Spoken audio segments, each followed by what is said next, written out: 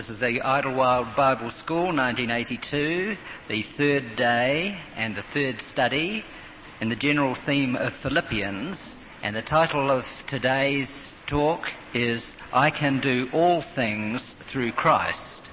And this will be led by Brother Bob Lloyd. Thank you.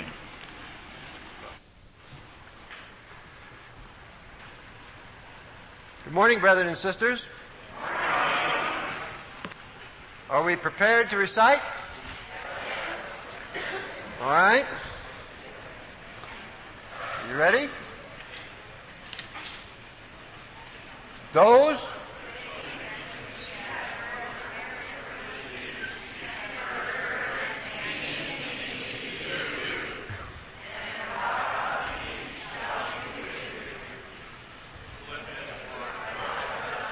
wasn't quite as organized as yesterday. You know, you need when you have a lot of things like that to remember, I remembered left, right, and his, which helped me because I had learned and received, that's left and right, and learned and received, heard and seen is his. Yeah, you see how good I've done it. But use little things that help you remember things, because you get a lot of words like that. Which ones comes first? Well, just one little thing in the beginning. Today, of course, we have our brother Ralph King as our presider. He's from Dunedin, and he and his lovely family have to leave tomorrow, God willing. They have a plane out tomorrow night for home. So I know that you join me in wishing them Godspeed on their homeward journey. But also, today happens to be his birthday. So I know you again join me in wishing him the very best. His birthday is already over if he was home, because today is tomorrow over there.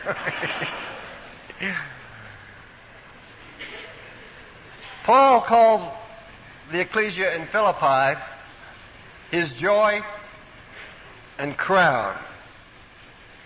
He loved this ecclesia, and his letter to them reflects the love and the joy that they shared. When Paul left Philippi, he went to Thessalonica, but Luke didn't go with him. He kept Luke in Philippi to nourish this new little ecclesia which had just begun. But soon as he gets to Thessalonica, the Philippian brethren and sisters, because they loved him so much, they kept sending him gifts. And you see this in Philippians chapter 4 and verse 16. For when he was in Thessalonica, he says, you sent once and again unto my necessity. So he was always thankful that these Philippian brothers and sisters were so conscious of his needs. In fact, they seemed to help him almost more than any other, because when he was writing to the Corinthians in 11th chapter of his second letter to them in verse 9, he says, when I was present with you, and I had needed things, I didn't ask you for them, I was chargeable to no man. For that which was lacking to me, the brethren which came from Macedonia supplied.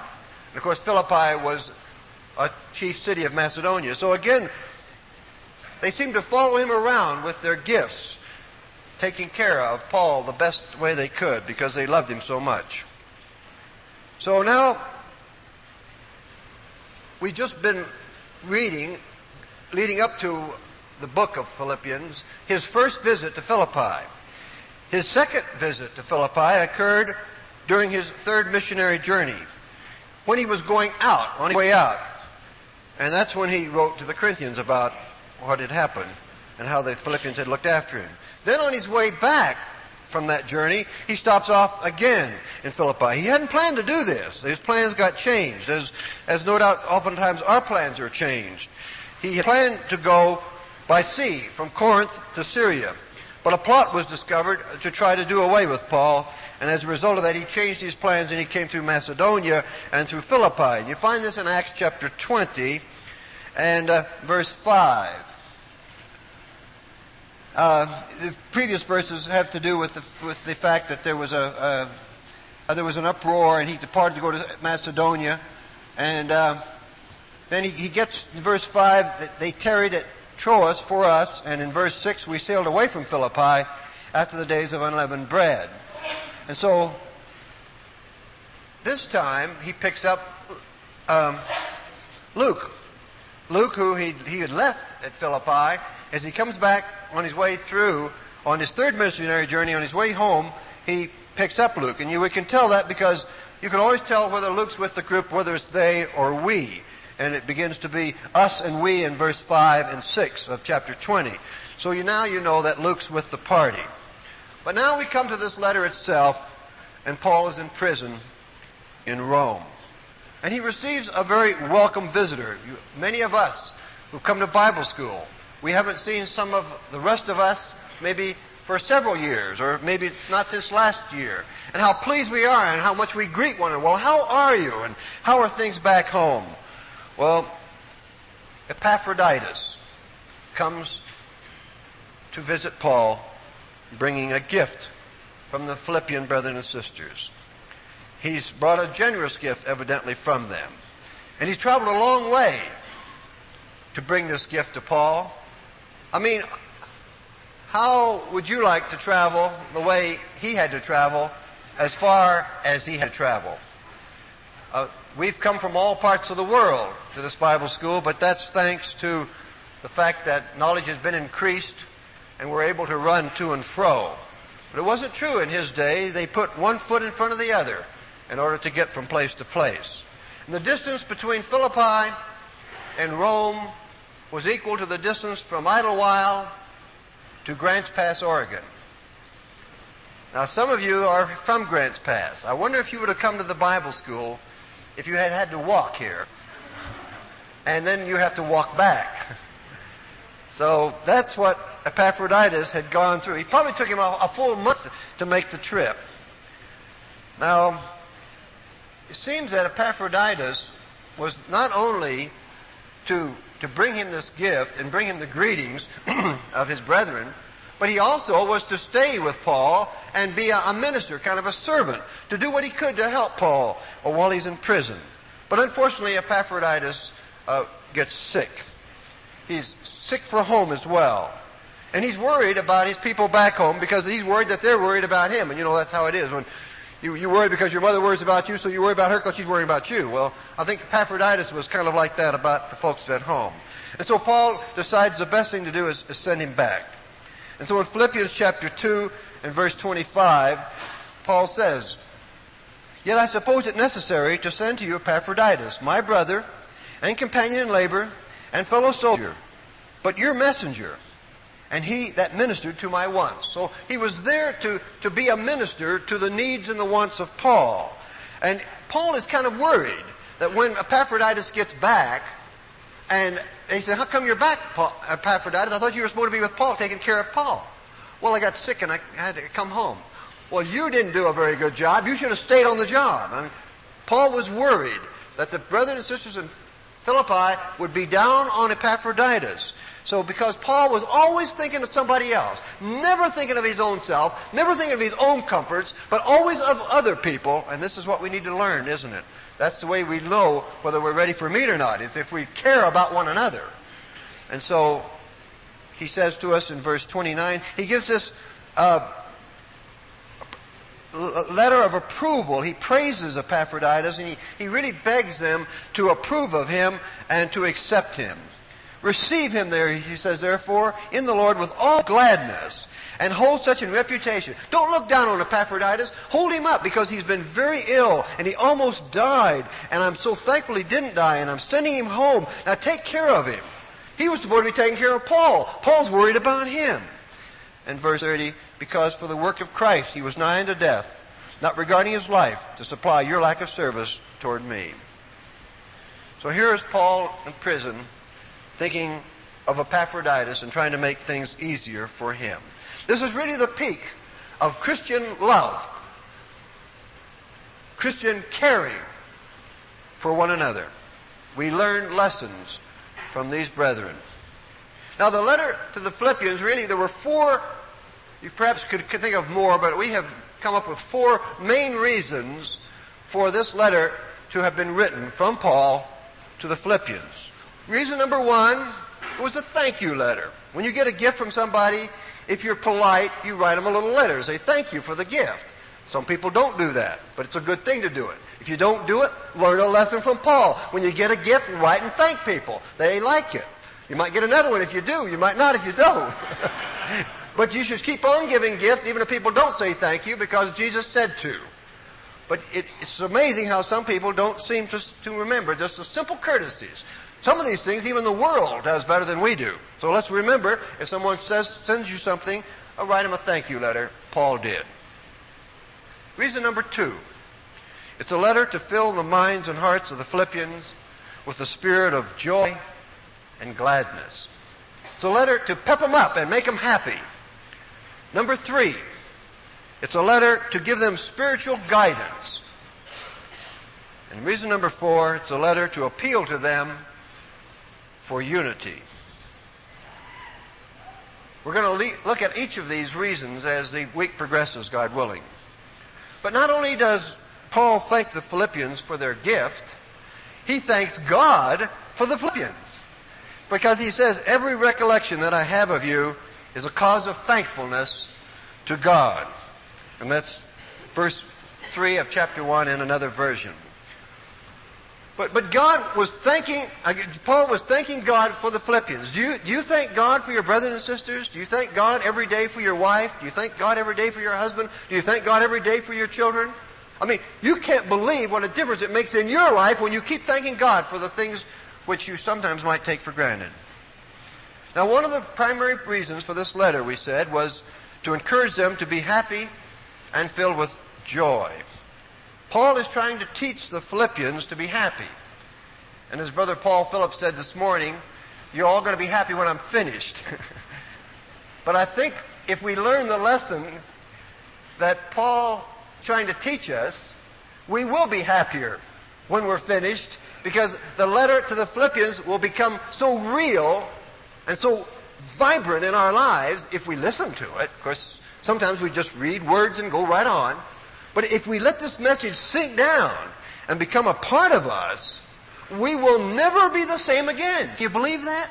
Do you believe that you can leave Idlewild in 1982 and never be the same as you were before because of the letter to the Philippians? And look how many times you've read it. But sometimes we need to draw these things out. They were written for our learning. That's why we're so thankful to have these opportunities to come together, because this isn't just something for us to spend an hour a day on for 6 days. This is something to take into our lives and use for the rest of our life.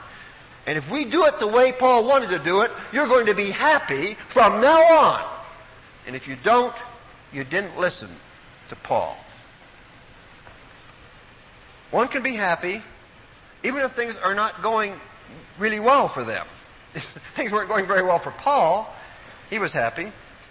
And then we can be miserable when we have everything going for us. People can be in the lap of luxury, having all the things that people think make for happiness, health, prosperity, and they're miserable. I mean, the rich people are miserable. You look at rich people and their mouths turned down. If you want to watch people, just notice people when you don't know that they're watching you. And just watch where the curves of their mouths and their wrinkles and everything go. And, after a while it gets like set in concrete. Let's turn everything up and make sure that we look happy, because if you want to be happy, act happy. And if you act happy, you get happy. And if you want to be miserable, act miserable, feel miserable, and you'll get miserable. And you say, sure, I'm right, I'm miserable. I told you I would be. Abraham Lincoln said that most people are about as happy as they make up their mind to be. And it's true. We decide every day whether we're going to be happy or miserable. And a lot of people manufacture unhappiness. There's a true story about a man and woman, very successful businessman evidently, and they're on a train in bygone days when trains were the way to travel. And they were in the diner, and of course eating in the diner of a train was really luxury in those days. White tablecloths and everything, beautiful silver and everything just right. And there was a table for 4, but the dining room was fairly filled, and there was just a man and his wife at this table. And so another man came in, and he's standing there, and he's looking around, he sees that there's no place to sit. And so this gentleman, being a gentleman, motioned to him, he says, there's only 2 of us at our table, would you like to share the table with us? We'd be glad to have you. So he sits down and he thanks them, and they're getting in a conversation, and they each tell the other what they do for a living. And the woman, she's sitting there looking out the window, never smiled, never spoke, just ignored him, And finally the husband says, my wife here, she's in the manufacturing business. And the other fellow looked at her. She didn't look like a business person. He says, oh, is that right? Yes, she manufactures unhappiness. And there are people like that. No matter what you do for them, they manufacture unhappiness. They're going to find some way to be miserable. I mean, here we are at Bible school. What a marvelous... The weather's blessed us. We've been blessed with a beautiful place to meet, away from the world. We all got here safely. We're all enjoying a certain amount of good health. We have everything to be happy about. But you know what I know? I know right now there's people in this audience that are miserable. And I don't know who you are. Don't think I'm pointing my finger at you, because I don't know. But I just know there are, because you can't get a crowd of people this big without having somebody miserable. And it's so sad, because we don't need to be that way.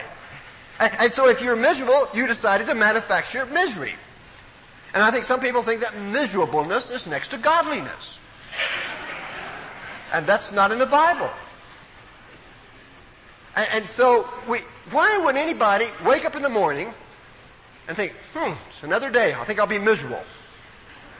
Well, you know people do decide to be miserable, because if you don't decide to be miserable, you won't be.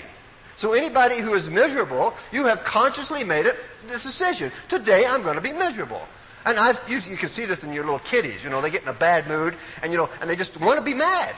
And what are you mad at? I don't know, but I'm mad at something, And some, you can but we get a little better facade. I mean, we can always find something to be miserable about. I mean, it's never you, right? It's always the other person. You forgot to darn my socks, or you sewed up the end instead of the toe, or whatever.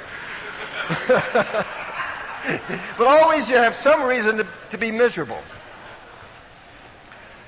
So let's decide to be happy. I mean, that's what Paul's really going to teach us as we go through this letter. Paul was in prison. He's chained to a Roman guard. He's awaiting the verdict to see what's going to happen to him. He has appealed to Caesar, and he doesn't know for sure what's going to happen. He believes he's going to be released, but there is the possibility that he will be executed. And at a later time, that did happen. He was. But he was, in this time, released, we're thankful to know. But he didn't know for sure. Just like yesterday, he didn't know he was going to get out of that prison at midnight. He didn't know when he was going to be there. He was in prison 2 years, just waiting to be heard. So he could have decided, well, I can't be happy now. As soon as I get out of jail, I'll be happy. But what does he tell us in Philippians chapter 4, verse 11? Not that I speak in respect of want, for I have learned, in whatsoever state I am, therewith to be content. I know both how to be abased, and I know how to abound. Everywhere and in all things, not some things, all things I'm instructed, both to be full and to be hungry, both to abound and to suffer need. How can you do this, Paul? Because I can do all things through Christ, which strengtheneth me. And you can too. The same Christ he worshipped is the one that we worship. And he's as powerful today as he was when Paul penned these words. One commentator on the Philippians summed up the letter by saying, the sum of the epistle is, I rejoice, you must rejoice. And when we understand the position that Paul was in, and he was happy, we can say, well, if you can be happy like that, I certainly can be happier in the position I'm in. 16 times in this short little letter, he talks about joy and happiness and rejoicing. Let's trace them. Let's begin at the beginning and follow them through. We're going to count them as we go. Philippians chapter 1, verse 4. Always in every prayer of mine for you all, making request with joy. There it is. Verse 18. What then? Notwithstanding every way, whether in pretense or in truth, Christ is preached, and I therein do rejoice, yea, and will rejoice. Twice in that verse. Verse 25. And having this confidence, I know that I shall abide and continue with you all for your furtherance and joy of faith. Chapter 2, verse 2. Fulfill ye my joy, that ye be like-minded, having the same love, being of one accord, of one mind. Verse 17. Yea, and if I be offered up upon the sacrifice and service of your faith, I joy and rejoice with you all. Next verse, for the same cause also do ye joy and rejoice with me. Let's see, that's 2:29 down to 3:1. Finally, my brethren, rejoice in the Lord. To write the same things to me indeed, is not grievous, but for you it is safe. Chapter 4, verse 1. Therefore, my brethren, dearly beloved and longed for, my joy and crown, so stand fast in the Lord, my dearly beloved. Verse 4. Rejoice in the Lord always, not just on weekends, not just on holidays. Rejoice in the Lord all the time. And again I say, rejoice. Verse 10. But I rejoiced in the Lord greatly, that now at the last your care of me hath flourished again, wherein you were also careful, but you lacked opportunity. Now you count them up, 16 times. Paul is really, when you hear something 16 times in a little letter like this, you really know that Paul's trying to tell you something. He's trying to get something through to you. You would say he was almost like a broken record. He's trying to pound the point home that you and I are to be happy, and he's happy, even though you would think he wouldn't be in the position he was in. So if you're not happy now, when are you going to be happy? Oh, well, I'm going to be happy when? There are a lot of people in this world which are called whenners. Not winners, whenners. You see a little kitty and you say, what are you going to do when you grow up? And we started off, what are you going to do when? So young people, if we went down to the Meadow Camp, we see all those young people and we think, oh boy, they don't know how good they have it, do they? Because we've been through that. And we ask them, are you happy? Oh no, I'll be happy when? When I get out of school. Oh, I hate school. When I get out of school, then I'll be happy. When I get a job. Well, when I get a good job. When I buy a car. Or when I get a car that runs. When I get married. When I buy a home. When I get out of debt. When we have children. Or when the children are a little older. When the children are grown. When I retire.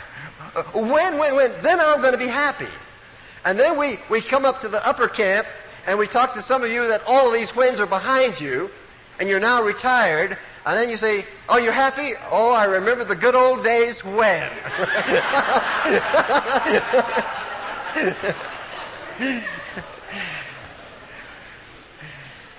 And that's so sad. I'm glad you're laughing, because if you didn't laugh, you'd cry. Because this is the only moment in time we have to be happy right now. This is the only one we've got. And don't wait to be happy when something happens. So we go back to chapter 4 and verse 11, which we've already looked at. And we see that you have to learn to do this. It isn't something that you're born with. Not that I speak in respect of want, for I have learned. You ought to underline the word learned. I have learned in whatsoever state I am therewith to be content. It's an acquired skill. We have to learn to be happy. And we have to learn to be happy in whatever state we're in right now. And not later when something else happens. A little saying, not in the Bible, but a very good one. I choose my feelings. I choose to be happy. You really do choose your feelings. You may not consciously say that, but however you're feeling, you chose to feel that way. Well, you'd feel the same way I was if you had my troubles. And you justify that you choose to be miserable. But your troubles don't go away just because you choose to be miserable. Why don't you choose to be happy anyway? That's what Paul's saying. In whatever state he was in, I have learned to be content in whatever state that is. If I'm abased, I'm happy. If I'm abounding, I'm happy. If I'm full, I'm happy. If I'm hungry, I'm happy. If I'm suffering need, I'm happy. How can you do that, Paul? How do you do that? I can do all things through Christ, which strengthens me. Trouble did not cause Paul to be miserable. He was happy, not because of it, in spite of it. Now, some were actually trying to cause Paul trouble while he was in prison. And he could have really got upset about this. Those people, they're just trying to get me in more trouble. I got enough trouble as it is without those people going around preaching Christ to get me in more trouble. But no, he took the things that were sad and he made happiness out of them. Let's look at chapter 1 and verse 18. There were people preaching Christ to cause him to get into more trouble. And he says, what then? Notwithstanding every way, whether in pretense or in truth, however it's happening, Christ is preached. And if Christ is preached, I'm happy about it. Yea, I therein do rejoice. Yea, and I will rejoice. He could have got so upset at those people. You know, there's people preaching the truth and they're not sincere. And they're only doing it to get me in trouble. Oh, man, it's terrible. I can't be happy with them doing that. I decided to be miserable today. Now, Paul, chained to a soldier, all kinds of trouble. He still was thinking of other people. That's the best way, of course, to get for your own trouble is to try to help other people with theirs. Forget about yourself and get involved in other people. You can always find somebody worse than you. You're complaining because you don't have any shoes. Well, look at the guy who has no feet. You know, that's an old story, but it's certainly true. But you can be all the time worried, look, I got no shoes. Well, at least you got feet. Romans 8. We looked at it the other day. But it's so important because it's words we know. It's not words we live. These are words we know. I'm not teaching you anything you haven't read. You have read Philippians maybe 100 times. You read it twice a year. And then you may have read it other times besides that. But we have to take these things and get them inside of us. It's no good having your Bible bound in leather. My Bible says it's bound in real Morocco. A Bible is no good bound in real Morocco. It's only good if it's bound in human's flesh. You've got to get it out of this leather and in this leather. And then you'll be happy. No matter what condition you're in, you're going to be happy. That's the promise, because all things, all the time, work together for good to those who love God, to those who are the called according to His purpose. Now, if you feel sorry for yourself, it's the very worst form of egotism. You know who you're thinking about when you're feeling sorry for yourself?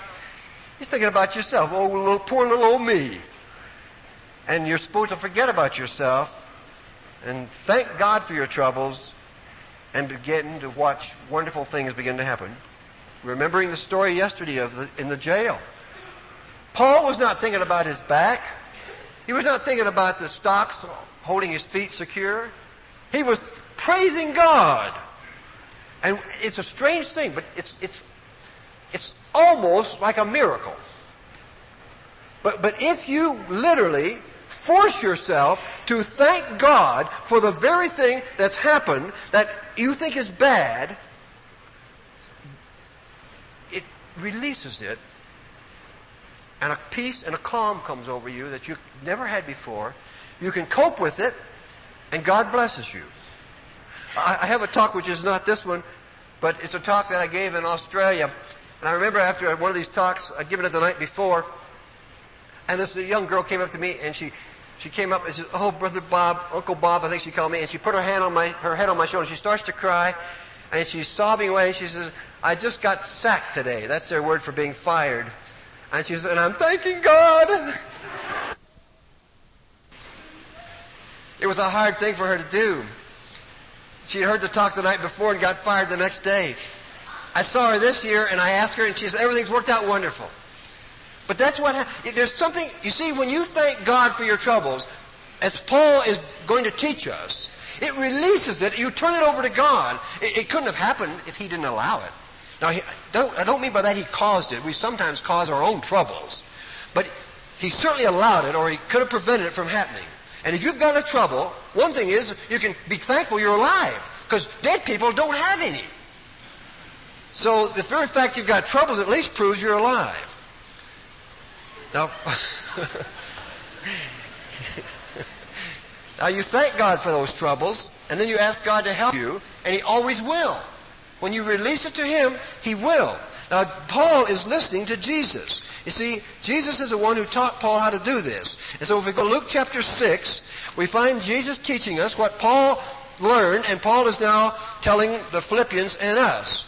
And Jesus is saying to us in Luke chapter 6 and verse 22, "Blessed are ye when men shall hate you." Oh, goodness, you don't want anybody to hate you, do you? Well, he says, yes, it's okay. It depends on why they hate you, of course. "And when they shall separate you from their company, and shall reproach you, and cast out your name as evil for the Son of Man's sake."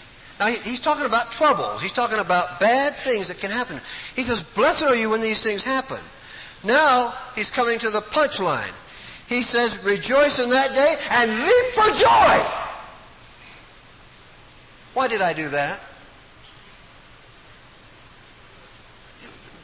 Was Jesus just saying words? He didn't mean for me to do that. I mean, he's just talking there. That isn't something you really do. You just say the word, but sit down when you do it. No, I think Jesus literally meant every word He ever said.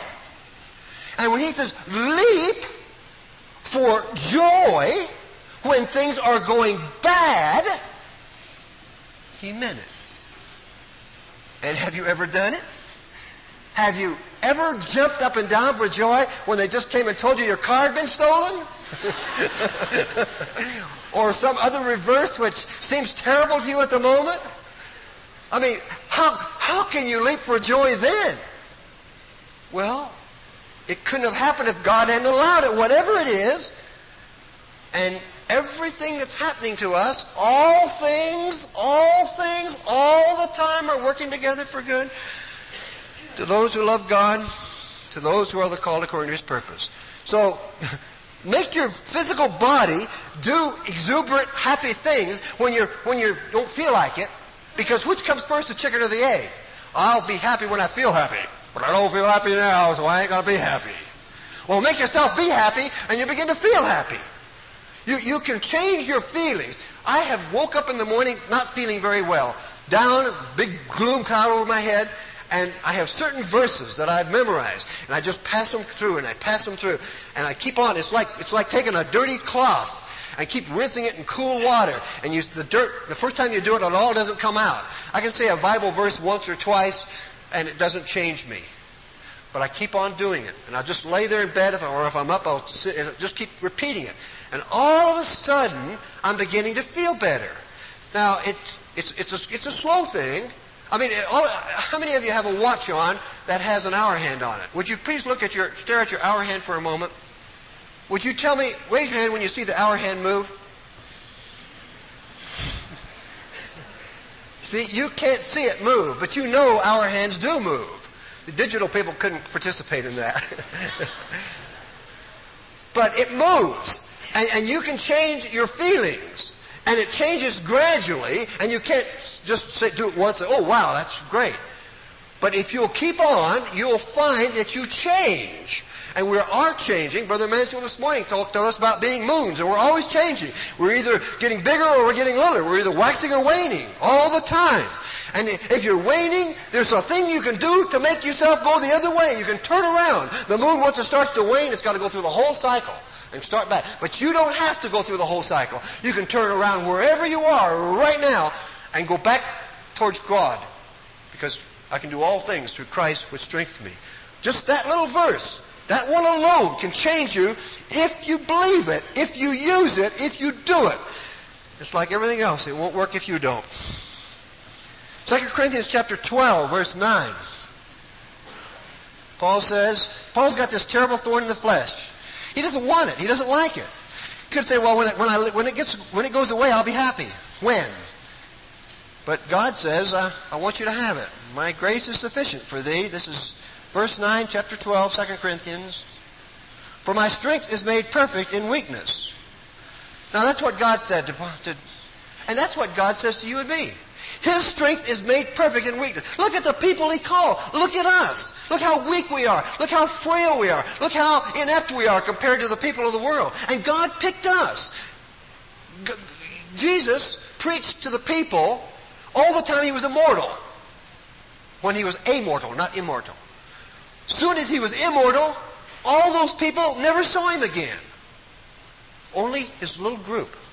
Now, when he was really strong, he didn't preach to him. When he was weak, he did. Now, had I been running the show, so to speak, because I think so differently than God does, and that means I'm wrong and he's not. But had I been handling that situation, after Jesus was raised, I'd have had him walk into Pilate's office, barge right through the secretary, say, "Pilate, you washed your hands of me. Look at me now." Pilate never saw him. I had to Caiaphas, the high priest. "You, high priest, look what you did to me. You put your fingers in my hands."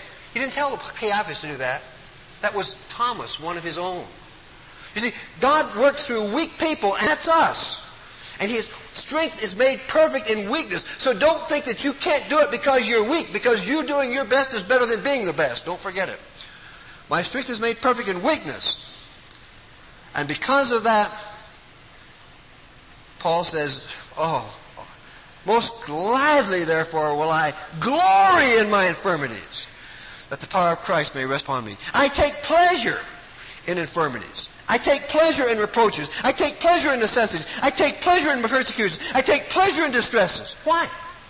For Christ's sake. For when I am weak, then am I strong. It's just that paradox. It's just the opposite of the way we do. We think weakness brings weakness and strength brings strength.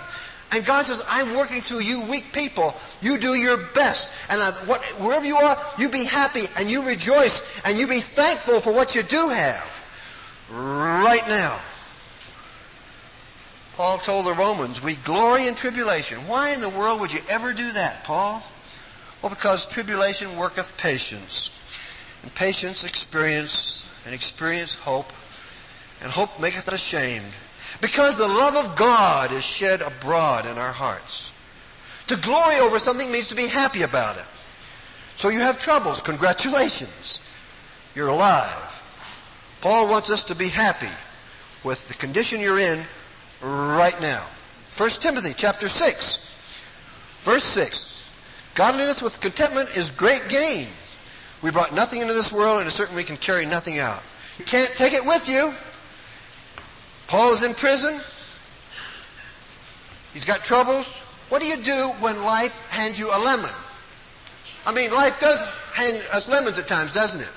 You say, oh, I got a terrible trouble. You got a lemon. Make a lemonade. Turn your trials into triumphs. We're to overcome. Jesus says, blessed is he that overcometh. Imagine trying to overcome when there's nothing to overcome. Imagine going out and playing tennis with me. You love to play tennis? We'll have a good time. Every time you serve me the ball, I'll stand there and watch you hit the back fence. Then I serve the ball to you and you hit it back and I watch you hit the back fence. We are going to really have a great game of tennis, right? No, you want me to be able to return your serve. You want me to give you some competition. You want to overcome. You want to beat me, but just barely. But you see, it's no fun, even in sports, if there's no opposition, even melodramas. I mean, if the hero got the girl in the first act and the villain was vanquished, then you say it was a lousy play. All the way through, you don't know. Of course, at the end, it turns out. But you see, in entertainment, in life, we like opposition. But when it comes to me, in my little life, I don't want any troubles at all, God. Just make it all blue sky for me. And that's not what he's promised us. He's saying that we have to be happy with opposition. We have to be happy with trials. We have to be happy in adversity. If you have a wooden leg, you got a choice. You have a wooden leg. That's a fact. Now, you can be miserable. Or you can be happy. But either way, you got a wooden leg. So learn to be happy and walk on it. It won't make anything better because you sit down and cry about your wooden leg. Get up and try to walk on it. And even people that don't know the truth, there's story after story of people who have overcome adversities, physical adversities and financial adversities, and they were made stronger by it. And here we are, God's chosen people, and we don't want any trouble. And God is saying, look, whom the Lord loveth, he chasteneth and scourgeth every son whom he receiveth. I got bigger and better things for you. I'm trying to help you. There's a true story about a golfer that has one arm. He's quite a good golfer. And he was asked how he could play so well with one arm. And he said, I have discovered that a good mental attitude and one arm is better than a bad mental attitude and two arms. It's what you think that counts. I can do all things through Christ which strengthens me. I have learned in whatsoever state I am, therewith to be content. That's the key to happiness. That's the key to joy. You remember when we opened our classes, we said that we were going to learn the secret of true happiness. Paul is the one teaching us this secret. And it's the Lord Jesus that taught it to Paul. Because true happiness is a state of mind. We decide if we're going to be happy or miserable, and we make that decision almost every moment of the day. And we can be happy when things are not going well, and we can be miserable. Even here at Bible school, there's somebody up here miserable. I hope they won't be after today. But they won't. Once you decided to be miserable, and you love misery, then I'm not going to lose my misery. I'll enjoy it too much. I think some people really almost, it's very hard to change habits, but work at it. And there's a key. There's something you can do. And the thing you do is you learn Bible verses, and you keep putting them through your head, and you keep putting them through your head, and they finally filter down. Some of it kind of hangs in there as it goes by. I mean, you take a pot of coffee, and you put some coffee in the top and the water in the bottom, and you plug it in. It goes bloop. And you say, here's a cup of coffee. And you say, that's just colored water. It's got a bloop a lot of times, hasn't it? I mean, it takes a while to bloop. And as Brother Mansfield tells you, it takes a long time for tea to seep, or steep. Steep, isn't it? You got to make it just right. Rolling water. You don't pour the water in and pour Brother Mansfield a cup of tea, you won't have it. But if you let it steep a while, then it gets rich. And so if you wake up feeling miserable, start doing something. Feed the verses through. Not just once. You need a lot of bloops before you get this change. Think about poor Jonah. Jonah, of course, you all know the story well. He's been miraculously rescued from the belly of the whale. He really didn't care about people because he was sad because the people of Nineveh repented and God didn't kill them like he wanted them to. Oh, God, kill them all, kill them. And then he goes out to watch and see what's. He says, I knew God wasn't going to do it. So God makes this nice bush plant to grow up over him. And then God prepares a little worm, and the worm kills the plant. And here's Jonah, so miserable he wants to die. Why? Because a plant died. I mean, if you want to be miserable, you can find something to be miserable about. You go out in your garden and there's some weeds. Well, I knew I had a reason to be miserable today. I mean, you can always find something. And we think how silly to be miserable because a plant died, Jonah. But if you decide to be miserable, you'll find a reason, don't worry. And yet Paul is just telling us the opposite of that. He's saying we can be happy no matter what condition we're in, no matter where we are or what we're doing. You see, Paul had, from a worldly viewpoint, at one time everything going for him, all the things that seemed important from a worldly viewpoint he had. He lists them in chapter 3 of Philippians. He lists 7 things. He was circumcised the 8th day. He was of the stock of Israel, the tribe of Benjamin, Hebrew of the Hebrews, touching the law of Pharisee, concerning persecuting the church, touching the righteousness, which is the law, blameless. Today you could say, I belong to the Rockefeller family. I graduated from Harvard. I'm president of a company. I got all this going for me. I belong to the fanciest country club. I have the biggest house in town. And that's what people in the world thinks are important. And what does Paul think of all those things? All these things that some people think they'll be happy when they get, and when they get it, they're not happy, and then they think they want something else, and then they get that, they'll be happy, and they go through life winning. And Paul says, you just Christadelphians, you're going to be happy right now where you are. Because all those things, I consider that just dung, refuse. It doesn't matter, just that I can win Christ. That's all that matters to me, to win Christ. And we're up here this week learning how to win Christ. We're up here to learn how to be happy, to fit our lives into Christ's mold, to follow Christ, to follow Paul, who was following Christ. If you'll follow Paul, he'll lead you right into the kingdom. If you follow the wrong person, you're going to go the wrong way. And people sometimes follow people and they don't know who they're following. There's a story where this fellow was in the fog, and he was going in the fog, and he wasn't familiar ground, and so he saw another car going, and he decided to follow the fellow. And the fellow seemed to just know where he was going, so he just kept following him. It was so thick, and all of a sudden the fellow stopped without any warning, and he bumped into him. He says, "What right did you have to stop?" He says, "Well, I'm in my driveway." But you see, if you follow somebody and you don't know where they're going, they're going to lead you where you don't want to go. And he didn't want to go to that man's driveway. I mean, are you following Jesus? Are you following Paul? Are you happy? Are you taking the words that Jesus said literally? He said, "Rejoice and leap for joy." Just try it. When you feel down, just get in your house and shut the door so nobody will see that you think you're crazy. Because I know you all think I am. But Jesus said those words. And he meant them. And that wasn't an idle phrase. It wasn't just a thing to put in the Bible. He said, because when you leap, it's exhilarating. Get a trampoline so you can leap higher. But leap for joy when you have trouble. Try it. I bet you never have.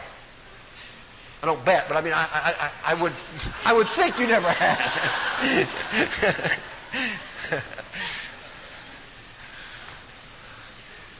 So the secret of happiness is found here.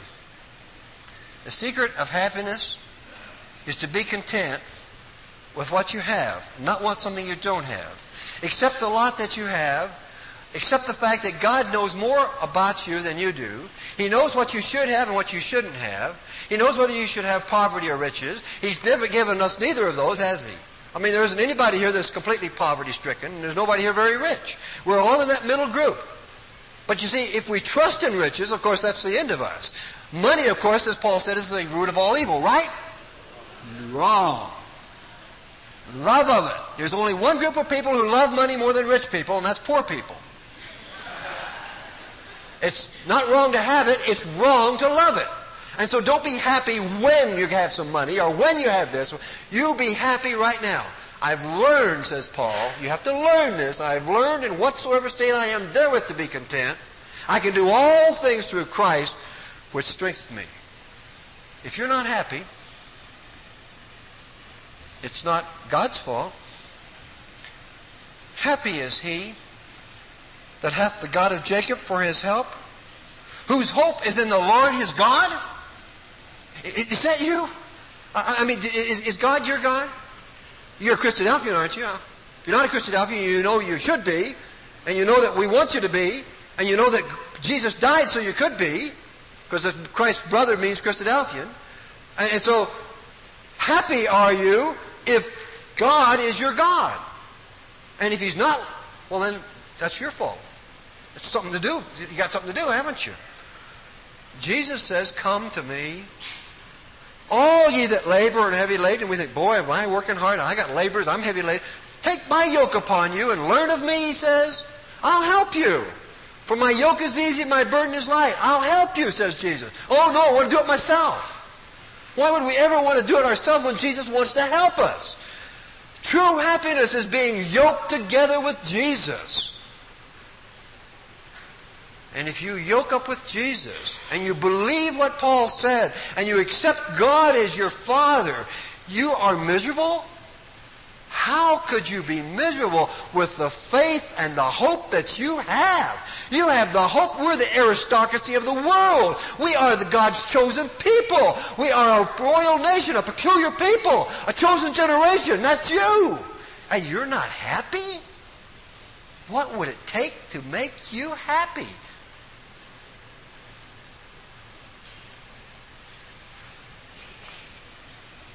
You have to decide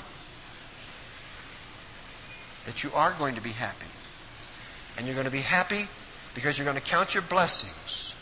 You're going to be happy because you belong to Jesus. And you're going to be happy in whatever state you're in. And you're going to be happy because you can do all things through Christ, which strengtheneth you.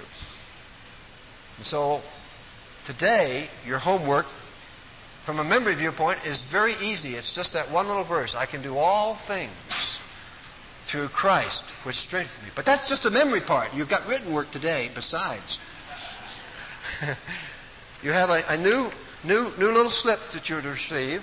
And you're to make a list of the things you're thankful for. Now, you could make a list of all the things that you're unthankful for, but that's pessimism and negativism, and you don't want to do that. My God shall supply all your need according to His riches and glory by Christ Jesus. Verse 19 of chapter 4. I want you to then, please, can't make you, list your blessings. If you're married, put down as one of your blessings your spouse. A good wife is of the Lord, and a good husband, I'm sure, is too. Thank God for your children. Make a list. You can use the back. You can use more sheets. You can go make as much. But make a list of all the things you're thankful for. You've got eyes. Well, nearly all of us can see. Brother Martin cannot. But he can be happy though blind. He has the hope that blind shall see. Some of you are deaf. The deaf will hear. Some of you are lame. The lame shall leap. Again, leap. Some of you can't leap for joy, but try to leap. Leap mentally if you can't leap physically. But decide that because you choose your feelings, choose to be happy in the Lord. Believe that this Bible is a living book and these things were written for your learning.